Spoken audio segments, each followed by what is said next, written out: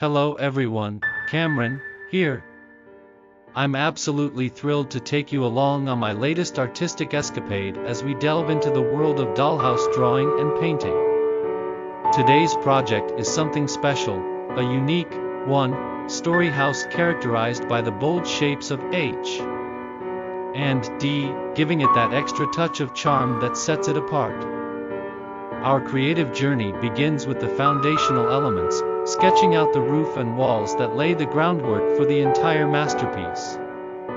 I invite each one of you to join me in this enjoyable process of drawing and painting. It's not just about my creation, I'd love for you to embark on this imaginative endeavor with me. Exploring the dollhouse, you'll discover distinctive features like a set of stairs leading to a cozy living room, where a charming doll resides. To add a personal touch, we've incorporated details like a mirror and lashes, infusing the dollhouse with character and uniqueness.